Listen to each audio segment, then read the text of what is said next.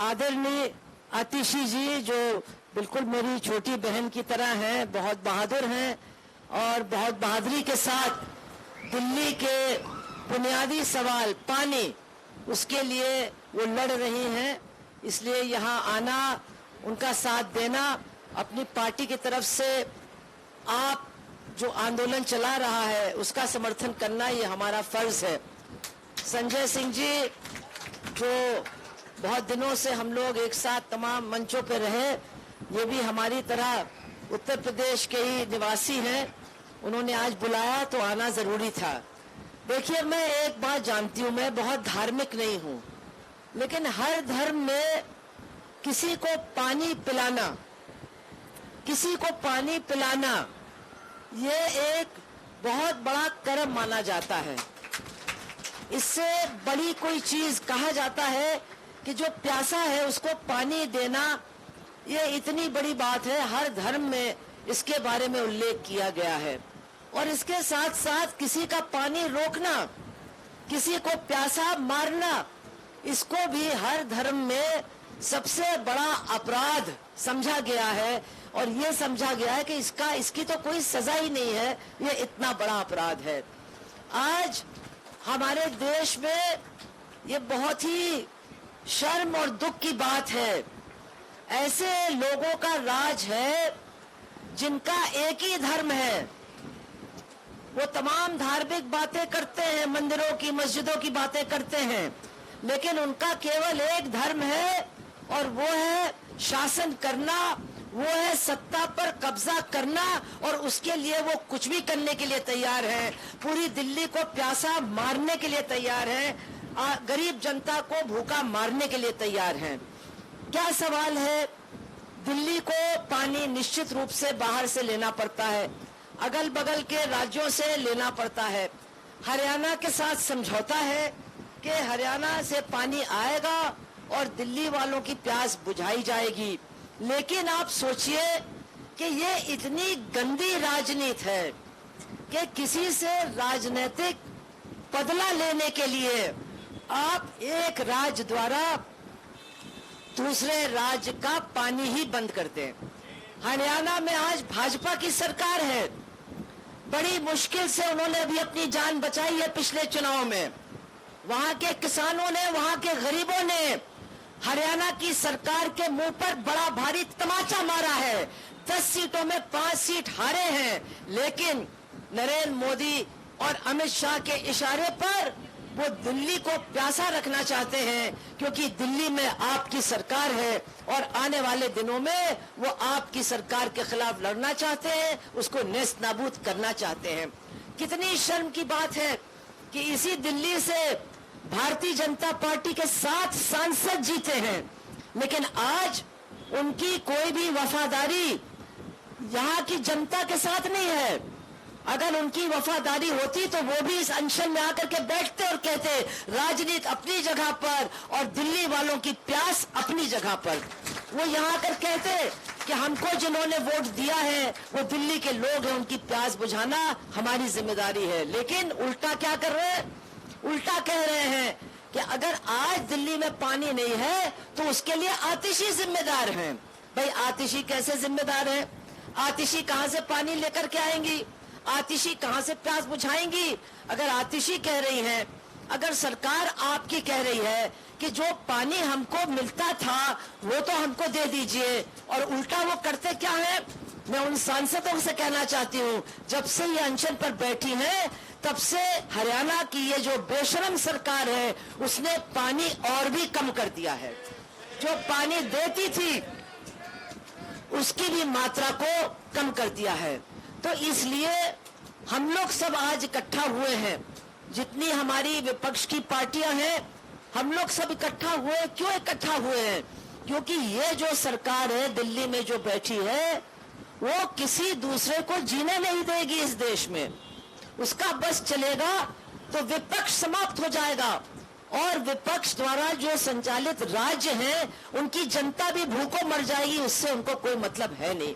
आप देखिए, हमारे भाई मनीष सिसोदिया वो कब से जेल में पड़े हुए हैं, उनकी पत्नी बीमार पड़ती हैं, उनको देखने के लिए भी उनको जेल से छुट्टी नहीं मिलती है। और एक बाबा राम रहीम हैं जो 2 बलात्कार और 2 हत्या के अपराधी हैं, उनको जेल में बंद किया गया है, उनको सजा दी गई है और उनको हर दूसरे दिन, हर तीसरे दिन हमारी मेहरबान सरकार पैरोल दे देती है, छुट्टी दे देती है और हर चुनाव के पहले तो दे ही देती है। अभी मैं हरियाणा में थी, वहां महिलाओं ने कहा कि उनकी जो संगत होती थी उसमें वो सीधे सीधे बोलते थे भारतीय जनता पार्टी को वोट देना। हमने कहा महिलाओं ने क्या कहा? उन्होंने कहा, महिलाओं ने कहा हम बाबा जी का प्रसाद तो खा के चले आए हैं लेकिन उनके कहने पर वोट हम देने वाले नहीं हैं।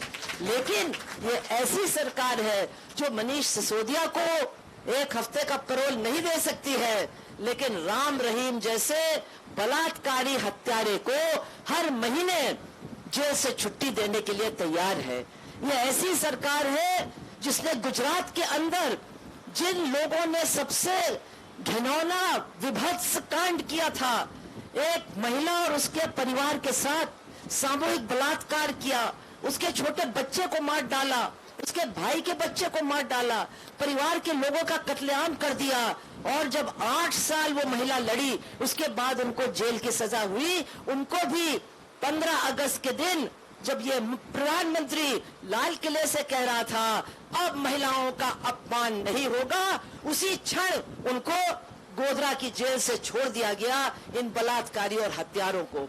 तो बलात्कारी और हत्यारों की जगह जेल में नहीं है, जघन्य अपराध करने वालों की जगह आज हमारे देश में जेल में नहीं है। जेल में किसकी जगह है?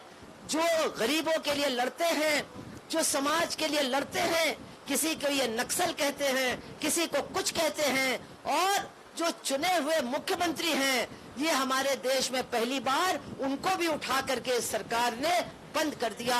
जो हमारे देश के एक आदिवासी मुख्यमंत्री थे उनको भी उठा करके जेल में बंद कर दिया। तो इसका जवाब कौन देगा? भाइयों और बहनों, इसका जवाब हम ही लोगों को देना होगा। अब थोड़ा सा मौका मिला है, थोड़ा सा मौका मिला है कि हम आगे आकर के अपने संघर्षों को कुछ तेज करें, इस देश को बचाने के लिए अपनी लड़ाई को लड़े। ये बात बिल्कुल सही है कि इनका जो नारा था 400 पार, वो केवल और केवल हमारे संविधान को खत्म करने के लिए था, डॉक्टर बाबा साहब अम्बेडकर के संविधान को समाप्त करने के लिए था और उसकी जगह मनोवादी व्यवस्था हमारे देश के ऊपर लादने के लिए वो पूरी तैयारी कर रहे थे। ये तो देश की जनता है जिसने मुंह तोड़ जवाब दिया और हम तो कहेंगे, हम लोग भी बहुत गौरवान्वित हैं कि हमारे प्रदेश की जनता ने सबसे करारा जवाब दिया और इनके बहुमत को अल्पमत में परिवर्तित कर दिया। सरकार इन्होंने बेशर्मी के साथ बना ली, अपने पुराने रास्ते पर वो चलने की बात को छोड़ने वाले नहीं है। इनका जो एजेंडा है वो नफरत को बढ़ाना है, वो लोगों को आपस में लड़ाना है, दूसरा कोई एजेंडा इनके पास है नहीं। मैं तो कहती हूँ, जरा भक्तों से जाके कहो, वो तो कहते थे अरे ऐसी बढ़िया सरकार तो कभी देखी नहीं गई, ऐसा बढ़िया प्रधानमंत्री इतनी बढ़िया सरकार चला रहा है। अब उससे कहो, अभी तक तो हम देखते थे उत्तर प्रदेश में पेपर लीक हो रहा है, प्रांतों में पेपर लीक हो रहा है, अब तो भैया नीट हो, निट हो, फीट हो, बीट हो, जौनों पेपर है जिससे हमारे लड़के बच्चन का काम मिलने वाला है, सब लीक हो रहा है। ये तो ऐसी लीकी सरकार है कि ये बिल्कुल चलने लायक नहीं है। जनता के बीच में इसकी तमाम जो इस समय घोटाले हैं, इसके जो तमाम पाप हैं, उनको उजागर करने की जरूरत है। हम लोगों को मुंह खोल करके बिना डरे चौराहे चौराहे पर इनकी जो पोल पट्टी है उसको खोलने की जरूरत है। यही इनका शिक्षा मंत्री है, 1 हफ्ता पहले कह रहा था ये तो विरोधी पार्टियां गड़बड़ कर रही हैं, जैसे कि नीट का पेपर हमने और इन्होंने आउट कर दिया। अब कह रहे हैं कुछ तो गड़बड़ हुई है, अधिकारियों ने कर लिया, मतलब मंत्री इनका इस्तीफा नहीं देगा। बेशरम मंत्री इनका कुर्सी पकड़ के बिल्कुल बैठ के जम के रहेगा, बाकी सबके ऊपर ये आरोप लगाएंगे। अब ये चलने वाला नहीं है। दिल्ली को पानी इनको देना होगा, इसके लिए चारों तरफ से आवाज उठ रही है। जो हरियाणा के मुख्यमंत्री हैं उनके ऊपर भी दबाव पड़ रहा है, और ये जो आपके एमपी हैं यहाँ के, जो सांप के साथ चुन करके गए हैं, हम तो कहते हैं इनके घरों पर भी जाइए, वहां भी जाकर के हल्ला मचाइए कि आप काहे के लिए चुने गए हैं, हमको क्या प्यासा मारने के लिए चुने गए हैं। इनके ऊपर भी दबाव बनाने की जरूरत है, ये तो आप लोग तय करोगे। मैं तो इतना ही कह सकती हूँ कि इस सरकार ने बिल्कुल साबित कर दिया है, न ये पानी दे सकते हैं, न ये रोटी दे सकते हैं, न ये रोजी दे सकते हैं, न ये किसी की मुसीबत को दूर कर सकते हैं। एक पेपर तक ये ठीक से करवा नहीं सकते हैं, किसी एक हमारे बच्चे को नौकरी ढंग की दे नहीं सकते हैं। हमको तो लोगों से कहना चाहिए, भैया तुमने एक चुनाव में तो इनको थोड़ा बहुत ठीक करने का काम किया है, अब जो भी चुनाव आए ऐसा इनको ठीक करो, ऐसा इनको ठीक करे कि दिल्ली छोड़ के ही सब यहाँ से भाग जाए और हमारा पिंड छोड़े। ये हमारा फैसला होना चाहिए। इतना कह करके मैं अपनी बात को समाप्त करती हूँ। आप सबका बहुत बहुत धन्यवाद देती हूँ। और आपका ये जो धरना है, हमारी पार्टी की तरफ से, हमारे पार्टी के कार्यकर्ताओं की तरफ से पूरा आपको समर्थन है। आप अगर चाहेंगे तो उनको भी कहिए, वो लोग भी आएंगे आपके इस धरने में। लाल झंडे से डरिए मत, लाल झंडा बहुत अच्छा होता है, अच्छे कामों के लिए लड़ता है। आप लोग अपने बीच में उनको बुलाइए, और जरूर ये जो बुनियादी सवाल है दिल्ली की जनता का, उसके जिंदा रहने के सवाल के साथ जुड़ा हुआ है, इसके लिए हम लोग सब साथ हैं। क्योंकि इसको लेकर के सिर्फ लोगों की जान खतरे में नहीं जा रही है, आपकी सरकार को बदनाम करने के लिए भी ये सब कुछ किया जा रहा है, ताकि आने वाले दिनों में दिल्ली की जनता दूसरी तरफ देखने लगे। इसको सबको रोकना होगा। मैं अपनी बात को समाप्त करती हूँ। आतिशी को कहती हूँ, भैया पहले से दुबली पतली लड़की है, जल्दी से ये मामला हल हो जाए, लेकिन है बहुत मजबूत, तो लड़ेगी और अपनी लड़ाई से पीछे हटेगी नहीं। हम तुम्हारे साथ हैं, हम तुम्हारे साथ हैं, हम तुम्हारे साथ हैं।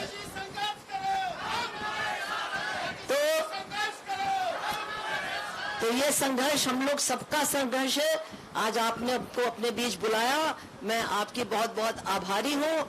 आगे भी बुलाएंगे और लोगों को भी लेकर के हम लोग आएंगे, और इस आपकी लड़ाई में पूरी तरह से हम आपके साथ हैं। भारतीय जनता पार्टी की सरकार का मुंह काला करना जरूरी है, और उसका मुंह काला करके उससे अपना पिंड छुड़ाना भी बहुत बहुत जरूरी है। हमारे केजरीवाल जी भी जल्द से जल्द छूट करके आए। आप देखिए क्या हो रहा है। एक जज कहती है इनके खिलाफ तो कोई मामला बनता ही नहीं है, और उस महिला का नाम कितना बढ़िया है। महिलाएं बहुत वैसे आजकल दिखा रही हैं अपना तेवर। न्याय बिंदु, क्या बढ़िया नाम है उसका, और कितनी हिम्मत दिखाई उसने, उतना अच्छा उसने पूरा जजमेंट लिख के दिया, और उसको भी उन्होंने कह दिया नहीं नहीं नहीं ये तो सब गलत है। और जैसे कि उनके छूटने से पता नहीं कोई बम फूटने वाला था दिल्ली के अंदर, उनको जेल के अंदर ही बंद रखा है। यानी राम रहीम छूट जाए, उस बलात्कारी छूट जाए, वो जो कौन है ब्रिजभूषण शरण सिंह वो छुट्टा घूमे, इन सबसे जनता को कोनो तकलीफ नहीं है। लेकिन अगर हमारे अरविंद भैया छूट करके आ जाएंगे तो बम विस्फोट हो जाएगा, बड़ी आफत आ जाएगी। ये है इस सरकार की सोच, जिसके खिलाफ हम लोगों को लड़ना है, संघर्ष करना है। उस संघर्ष में हम आपके साथ हैं। आपका सबका बहुत बहुत धन्यवाद। इनकलाब जिंदाबाद।